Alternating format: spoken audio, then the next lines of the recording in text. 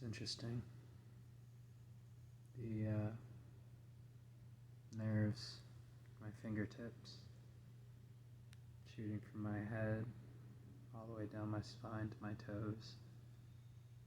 The slight quiver of my voice. Mind you, that could also be from me messing around with my new Boss RC 505 MK2, discovering all the different effects and modes and things.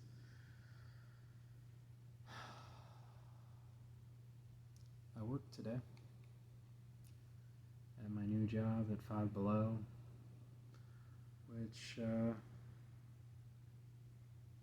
I've been describing as a bit of a placeholder job.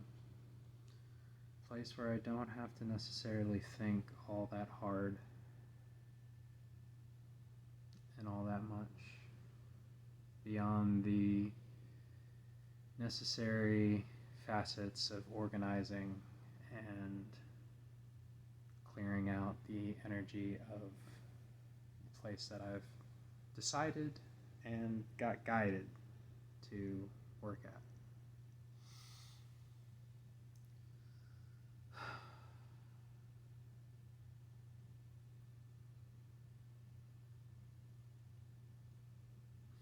I've actually written quite a few things since getting out of jail and also while I was in jail, and there were all these thoughts and epiphanies and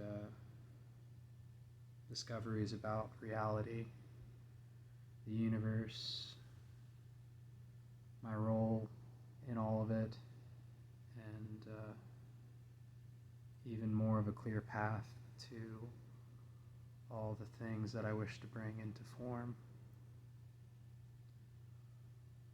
as well as all of the people that I want to keep in my life,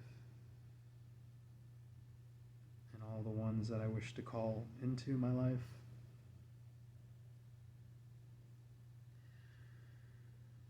I was filled with such emotion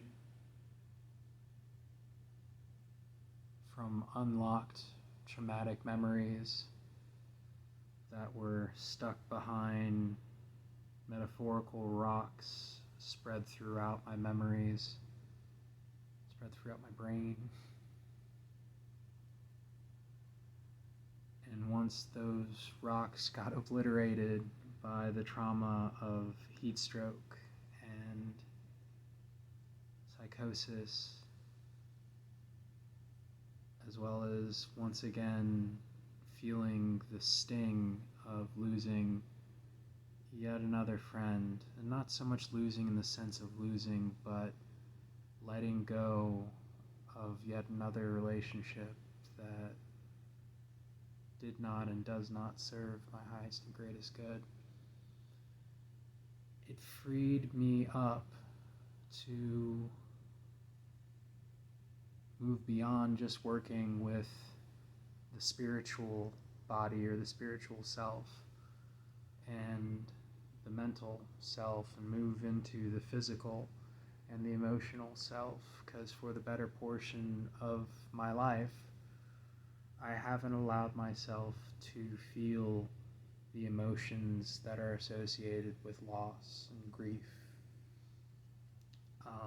It was only on very rare occasions that I would be able to cry, let alone speak about all of the things in a way that didn't come across as me versus them or a victim-based consciousness, didn't come across as me wanting to save them in some sort of hero archetype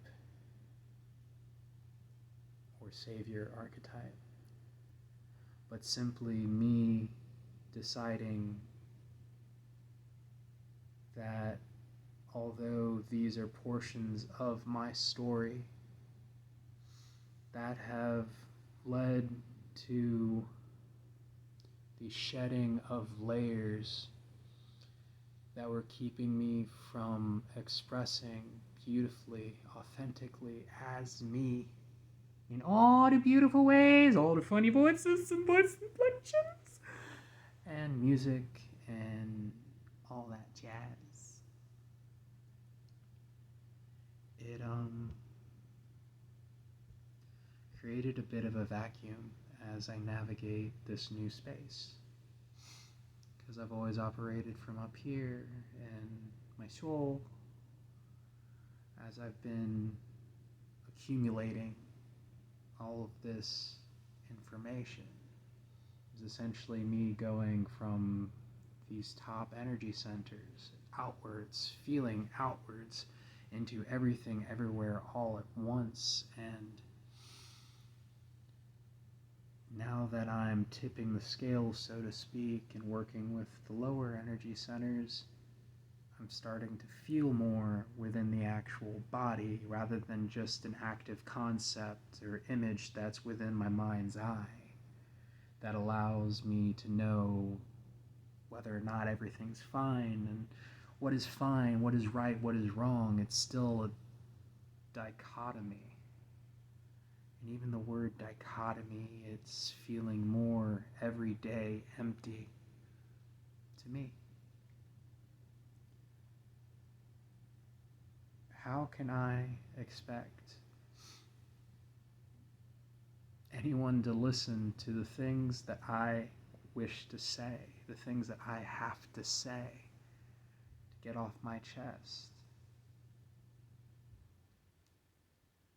If even I find myself struggling, fumbling, bumbling over the simplest of words, I spent hours not only contemplating turning this repression of expression into something as I slowly formulated trains of thought that could somehow elaborate the concept, for instance, of something as beautiful as all encompassing as creation.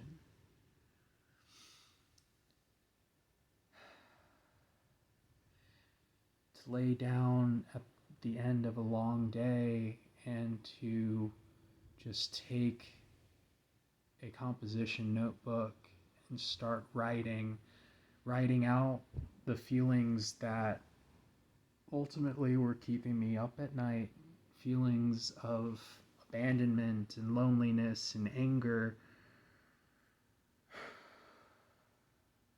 sadness.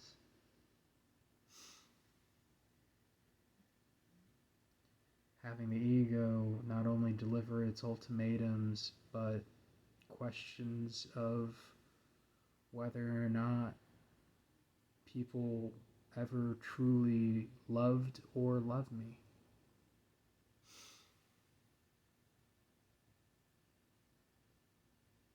I came to realize through all of this, for the past few months, specifically the last 2 months, where all of my energy and all of my focus has been directed for so long. Once again, there's nothing right or nothing wrong with it. It just is part of my experience while I navigate all of the lessons and find my way through it.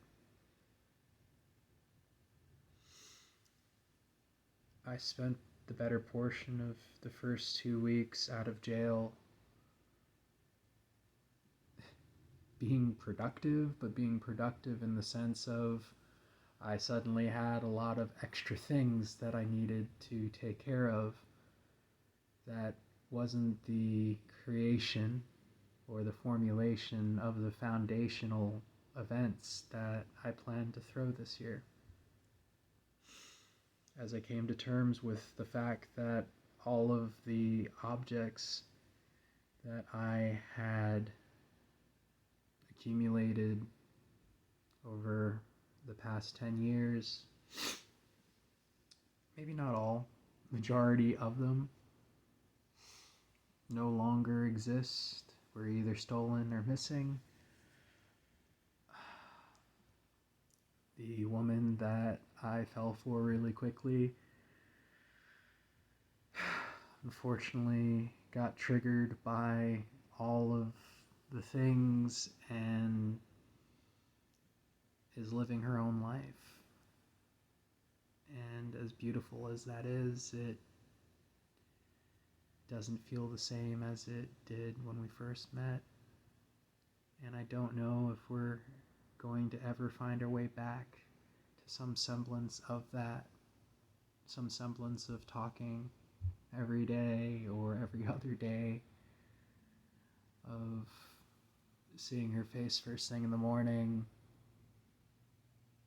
on a snap or anything like that. And having to constantly deal with knowing that I can't be my 100% authentic self around my mom or stepdad, because as an empathic, multidimensional being, I can feel not only their disappointment in me, but the accusations in their stares, as well as just the fear that my mom's been struggling with through all of this. Because in her eyes, for the past 3 years, I've had an event, so to speak. And it's an event where, from her point of view, I lose myself or lost myself and came pretty close to the point of no return, especially this last time around, where I died 3 times. From her perspective, she believes that it's all festival and music event, and other people are drug related, all those lopped in the same corner, in the same pile. But especially this last one, nope, completely sober. And not only completely sober, but next level heat, plus Canada fires at peak, plus high stress situation that wasn't allowing sleep, equals heat stroke, heat exhaustion, and psychosis.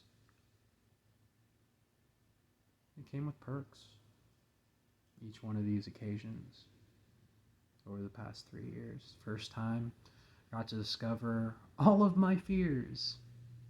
Yes, all of them. And not only that, but on some level, I got to start the positive movement past them, survive them. And not only survive them, but start the process of surrendering to not so much a higher power, but to Creator, to God, Source, the universe, whatever you want to call the all that is, all that was, and all that could ever be. Unfortunately, it wound up leading to a bit of a falling out with my buddy Platt, because he really wasn't ready for that. But it's funny, through each one of these occasions, especially considering he is part of one of my main soul families, he's been an ever-present and guiding force through the stuff that I had to go through. So, coming to terms with fear in the first occasion as a shamanic initiation test, and then following that up with the start of channeling. Channeling ghosts, yeah, that's one thing.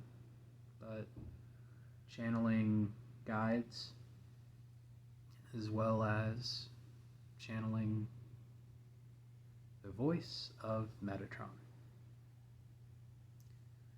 and realizing that it wasn't the first time that I challenged myself, yes, but channeled the voice of Metatron. And as I've come to understand, the voice of Metatron is the voice of God, and we're all God. And God is neither male nor female, God just is. Another way of looking at it is that we are part of a collective consciousness, or we consciousness, or we are the Word embodied in human form. There's so many different variations and so many different labels for the same thing. But I digress. So, came to terms with fear, all of my fears.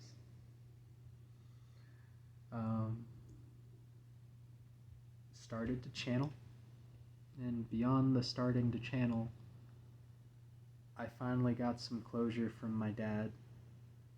Yes, my dad in this lifetime. His voice and his energy came through me and utilized my voice box, pretty much. Almost as if, like, tag, you're it, and using me as a walkie-talkie or a cell phone, or what I would come to know in this latest occasion, a party line, where at any given time, it's not so much that I tap out, but I allow my voice to be shared by a being and only beings that are 100% aligned with my highest and greatest good, that are of God or of Creator and of Creator's love. Baffling. A little crazy. I know. But from my perspective, this is my truth. These are my facts. Now, what you decide to do with that is entirely up to you. If any of this resonates with you, fantastic. If not, then that's awesome too. Sean, you should probably go see someone, go get therapy. Oh, I am. And even in the jail system, from their perspective, despite my initial psychosis episode, I'm not only a very smart person, but not crazy. I is awares.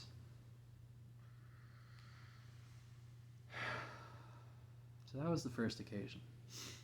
It was during a, what do they call it? A planetary wave event where there were 7 planets in alignment. Or, sorry, solar tsunami is what they called it. So those were the great things, because immediately after all of that, initial shamanic initiation test, my car got broken into by me not listening to my intuition and staying at the same hotel as my mom and stepdad because they were so concerned about me, even though I was getting the guidance. You need to distance yourself from them for a little bit. And I was staying with family friends, Karen and Robert, for a little bit. And, yeah. Womp, womp, as I got my life back together. This was also my first experience with walking in, or being a walk-in. It's funny, when we end up talking about walk-ins, there's always this fear that it's an entirely different being from you, that it's an entirely different soul, that it's an alien, that it's this entity or that entity. What if it were possible, especially considering in any now moment, we are oscillating between all of these dimensional frequencies? And all of these subsequent realities, while timelines are collapsing and smashing into one another, integrating into something relatively seamless as we navigate this process of reaching the highest potential timeline for you. Some call it ascension, some call it awakening. All of it same, but a little different. So this is what we're working towards, right?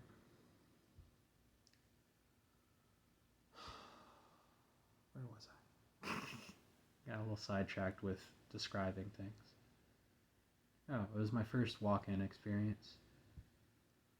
And it wasn't so much another being that walked in, but a higher version of me.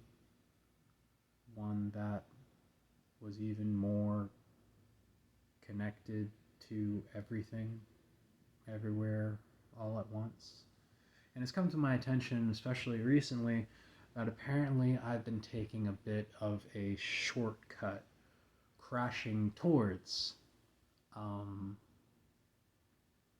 this not only new beginning, but idea of new earth, blessed Gaia, heaven on earth, paradise on earth, or we're already there in a non-linear sense. Because if we're strictly relying upon linear-based time, you have to go from A to B to C to D. You got to follow all of the steps, which everyone does have to follow the steps until they realize that it's not just steps, they're simultaneous. Yes? You get it? There are steps to getting to this higher version of you. Almost like benchmarks that you'd wind up having in a class as a test. But you also have the option of testing out of the steps. And when you test out of the steps, you're literally doing all of it at the exact same time. Because time doesn't really exist. It is a concept. It's a concept created strictly to break up the infinity known as eternity or eternal reality, non-physical reality. Hence bringing everything that we can experience over here into the physical body. Now, when you get to a certain stage, if you're anything like me, you have to start learning how to access your natural state, your authentic state, the one that we repress behind doors of excuses and other things. See, even now, it's a little bit of a struggle for me to get back into that flow, or that flow state. Which is ironic because through the mind and through meditating, specifically, I can access flow state like that. Put on some music.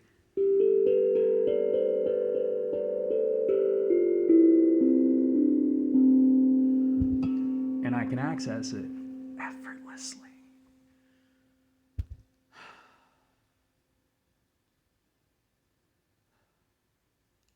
But locating pathways throughout the physical body, it takes figuring out the emotional pathways too, wherever the residual resistance exists within and throughout you.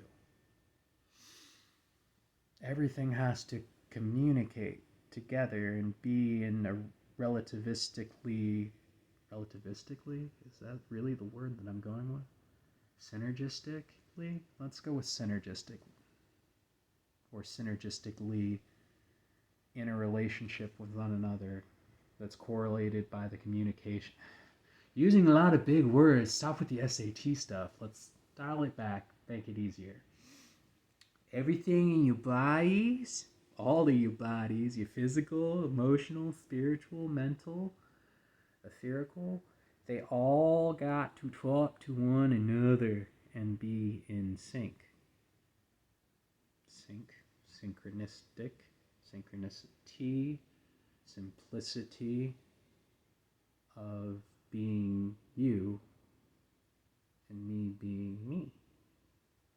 And understanding that although I'm poking my nose in this dimension, I could be doing something else entirely in another dimension, in another version of life, the universe, and everything. 42. So yeah, these are things that I'm navigating. So yeah, first one was fear, channeling, and not just channeling, but being able to channel my dad. So I got some closure and release and relief from that. My car got broken into in Delaware on my way down, like I said, and it was the calmest that I had ever been in any such kind of situation. So much so that even the police officer that showed up to write the report commented on it. And I was already in that flow state from everything happening. And there's much more to this story, by the way. And literally, I had to go from New York through Jersey to Delaware and then slowly make my way back to Virginia. So there's huge portions of this, but for the purposes of the story and because I also want to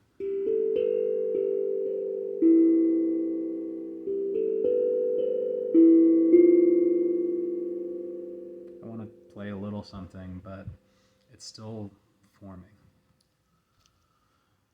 I'm going to try to do all of this in the next 10, 15, 20, 25, 30. Let's do 30 minutes in linear time. What better way to spend a Friday than me talking to you and you potentially listening to me? You might have already shut me off. Whoops.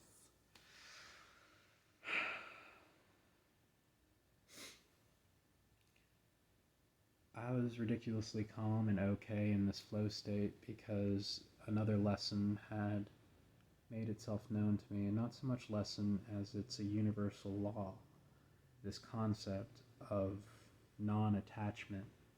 Non-attachment, in this case, to physical items. The universal law of non-attachment, though, extends to all things and all people, as I would realize and understand later on in my quest. So that was first occasion. Okay, law of non-attachment. Come to terms with fears. Begin the process of channeling Metatron and guides and things, and also receiving closure from my dad, understanding why things happened the way that they did with his passing.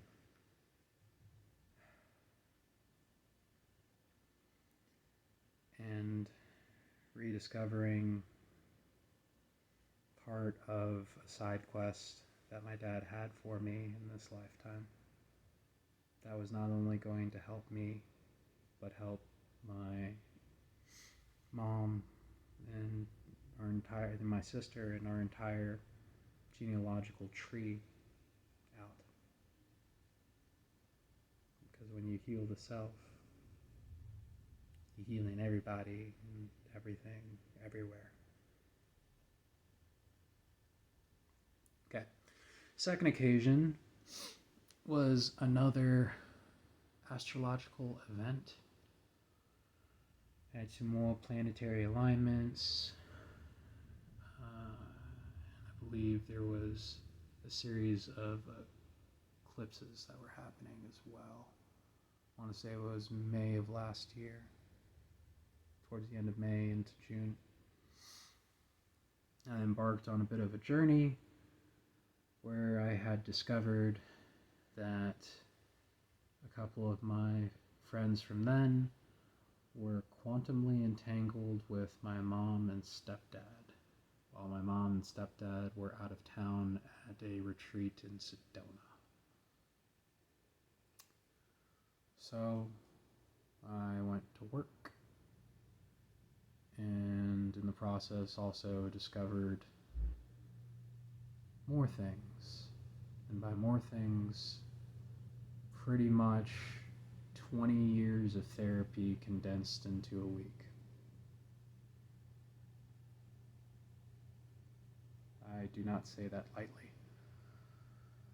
But in those 20 years of therapy done in a week, I had the epiphany that out of everyone that I've ever known or met in my life, my mom has been the prime example of a gaslighting and manipulative type relationship in my life. Not only that, I discovered where I still had blocks within myself and the core memories associated with those blocks.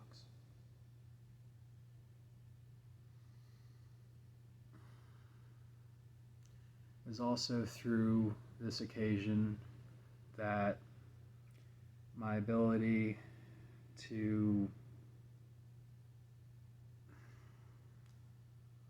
walk in multiple dimensions and be aware of multiple dimensions and timelines and worlds and things that I'm doing was unlocked.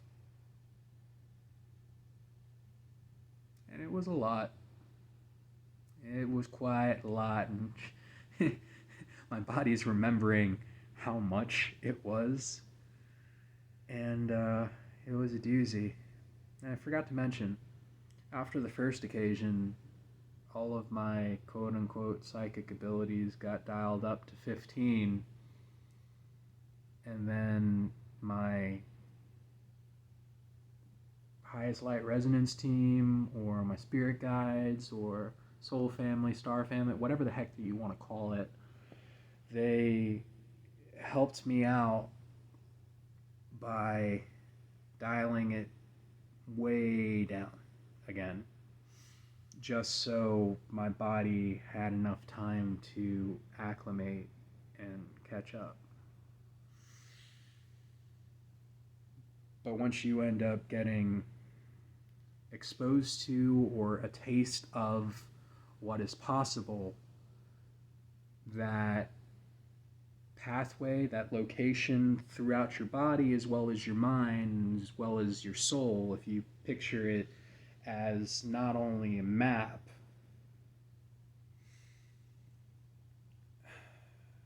but as if lines of code encoded not only in your physical DNA, but your soul's DNA, it's now unlocked. The door is open. So literally, incrementally, as I got to the second event, the volume was turned up steadily, more and more.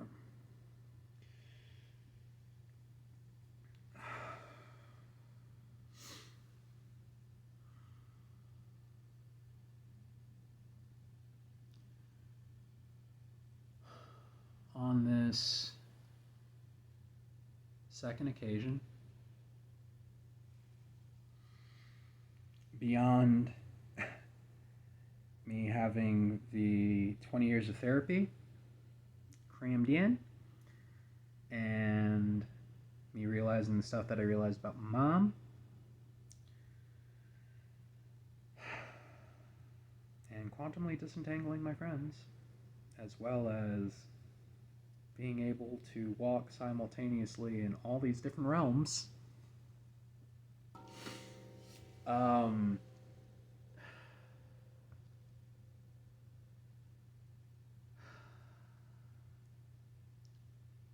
Remember that I said the first occasion led to me channeling Metatron and actually Merlin and a few others of my guides, as well as my dad. This time,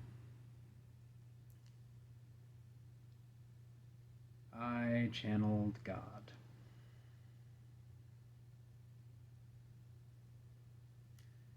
And not just channeled, it was almost I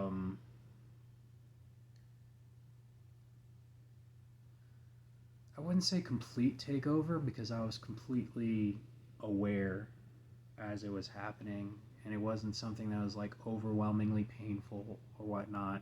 It just felt weird. When you end up thinking about what it must be like to be a being that is fully aware of everything everywhere all at once, the entire playbook, the entire book of life or love or whatever the heck you want to call it, your Akashic record, open to you. Everything that has happened, everything that could happen, and everything that is happening. That being on the other side, not only are you unconditional love, but you're kind of bored when it comes to physicality. Because you already know what's going to wind up happening. You already know why things are happening. So this being that is pretty much you, but in a very expanded sense, because you are everything as extensions and fractals of God. To have this version of you, your higher self, or for all intents and purposes, God, smoosh down a portion of itself, themselves, into your body, it's like putting on the tightest, squishiest pair of skinny jeans ever. And then literally, my friend Tim at the time ends up asking God questions, and not only that, was mildly questioning God, just things that I wouldn't possibly know, and subsequently revealed about the entire occasion, the entire process.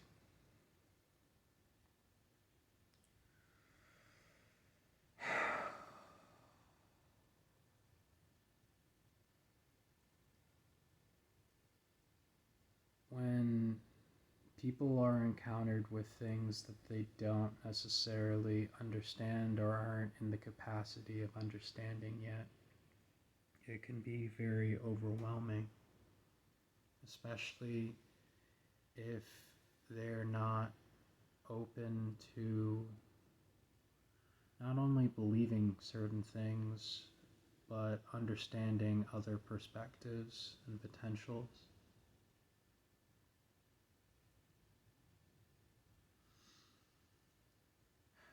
This second event was the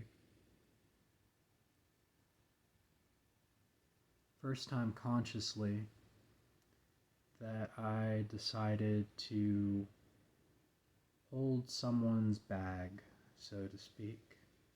I've done this unconsciously before. This is my first time consciously doing it, where I reflected back to someone, not not so much the darkest aspects of themselves, but the shadows that they still had within themselves, in order to not only get them to recognize certain things about themselves, but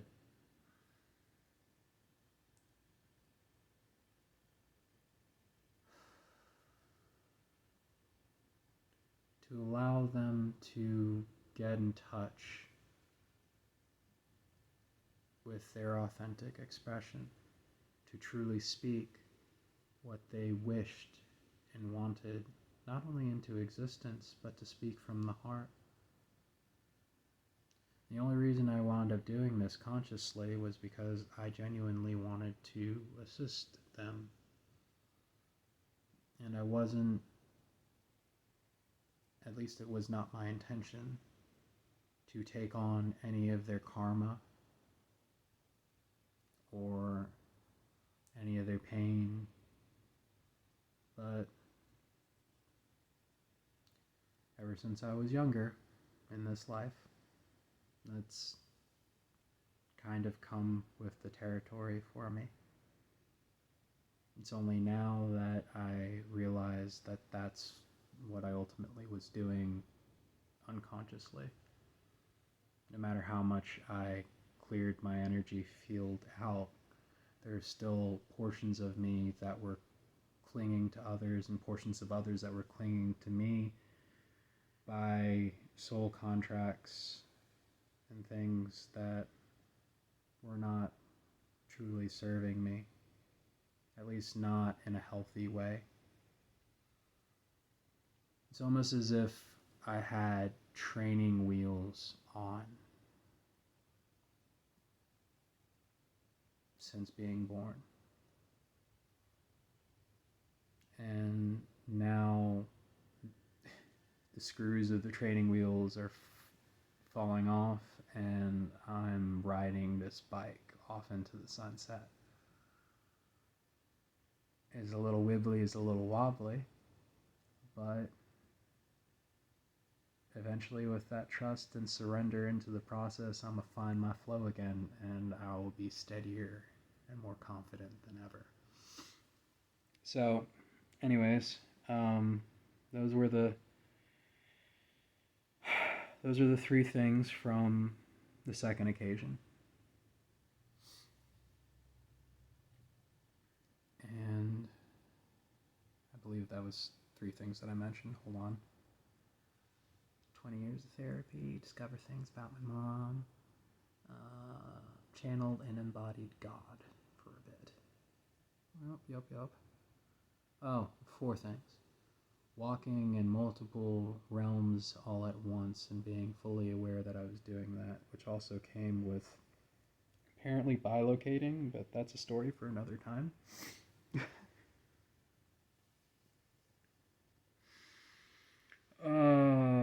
Then this last occasion, besides, dying and all of the everything that occurred. Remember I discovered my blocks and the second time? The third time, those blocks got obliterated. I believe I might have said that earlier. This is me just checking to see if you're paying attention. Blocks got obliterated. Discovered that I have a bit of an eidetic memory, but I'm really good at memory palancing. So memory palancing is a technique of being able to compartmentalize different memories behind doors and being so good at it that I kind of like throw up a veil of amnesia and then allow myself to be pleasantly surprised later. This will be important later in your quest. Not right now. Spoilers. I basically do that to myself constantly because part of the abilities that have been present with me throughout my life, but only recently got re-unlocked, has been all of the different clairs. Clairsentience, clairaudience, claircognizance. There's some others, but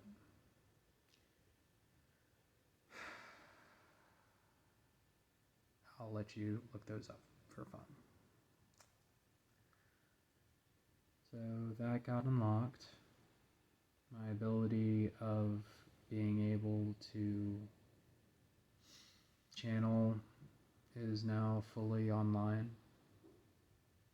It can happen literally like that, provided that I maintain and stay at that elevated frequency. Because if I were to channel not as a clear channel, as someone bogged down by all of the human-y stuff or life stuff that keeps us toying in low vibrations, it would be muddied.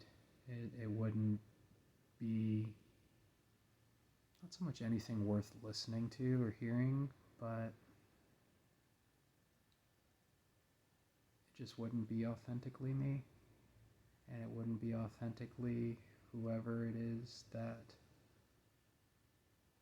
I either call in or wishes to come through solely for the benefit of our ascension or awakening process, or aligning to our highest potentials, our raw, authentic selves. Because at the end of the day, my intention will forever be to not only help myself, but to help others navigate this life experience, because we're all in this together. I will never tell you one way or another, do this or do that, because that is the way of the ego, that is setting up ultimatums. I will merely offer an idea, or my stories, or some techniques I've picked up along the way. And if they resonate, please use them. Use them as cautionary tales or otherwise to help you along this experience, to assist you in being the love unconditional that you are, that I am, that we can all be, with limitless potential to have everything and anything that we dream.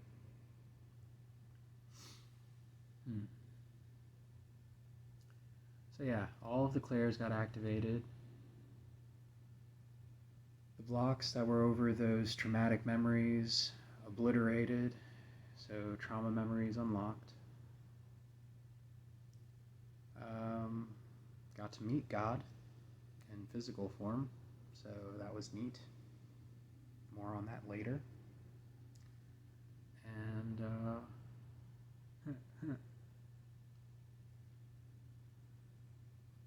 got to integrate physically and transmute the energy of those traumatic memories.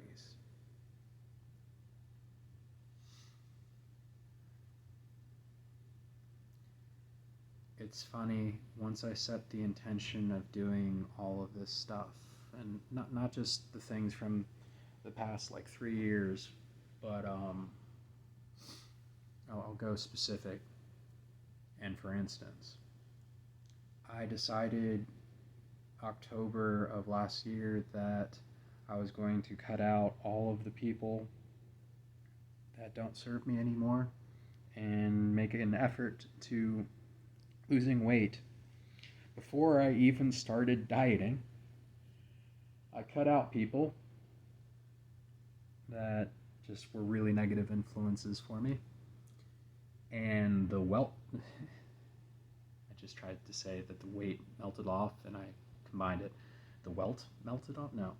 The weight melted off initially, and then following it with intermittent fasting and low carb / keto for a little bit, I lost 100 pounds. And I started to realize how much I was carrying from others. And it's almost as if reaching that realization allowed me to move forward from it, from all of it.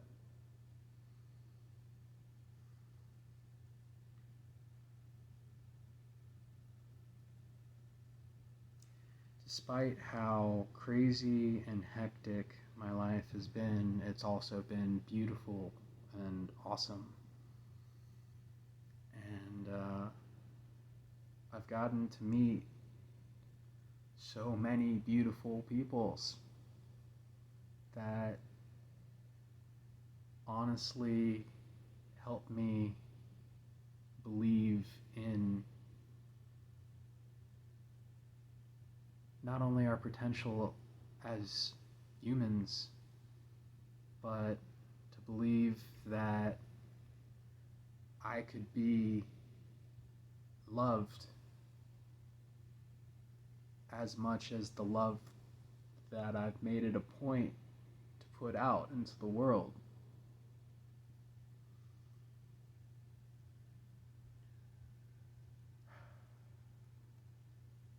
I had someone recently, like during the experience or whatever, attempt to tell me that everything that I've done in my life has been nothing but transactional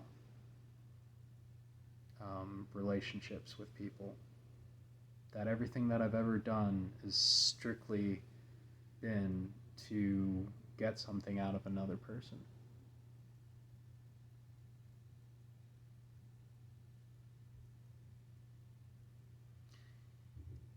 That is not my truth. That might be something that someone tries to make me believe about myself, but that is not my truth. And you start to realize through navigating this life experience that there will always be someone that tries to convince you that they know you more than you do.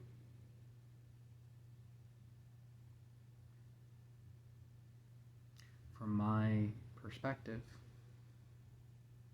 because I can't really speak about yours, and I can't really speak about others, but from my perspective, there is no one that knows me better than I can know myself. But don't get me wrong, from time to time, that lens can get a little foggy. I'm not saying that it's not nice to allow someone to point something out to you, but it becomes important to be able to do that self-inquiry to discover whether or not so much is there any truth to what they say, but is this something that I need to acknowledge? Is this something that is keeping me from being me completely and totally? And not the masks that we put on to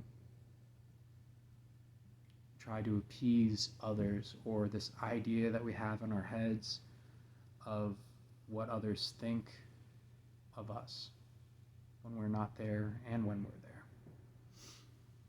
But the version of you that wants to dance and sing and write and draw and paint, the version of you that cares about not only yourself but others in a way that isn't codependent, that isn't toxic, in a way that is nothing more and nothing less. See, there's that dichotomy again. Other than love in all of its exquisite forms. Well, I feel like I've talked a fair bit. I'm going to play a little bit on my little hang drum that I just got. And I'm going to end this video after that. So I hope you've enjoyed. I hope that maybe you got something from it, or maybe you understand a little something from me, or a little something more about me. But if not, then that's okay.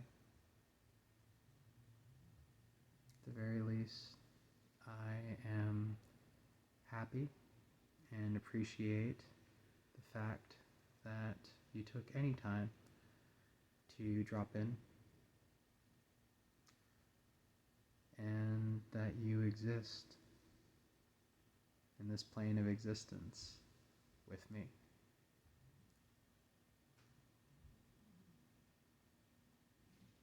You're worthy of everything that you want and everything that you desire in your heart. You got this. And with that, I'm going to play.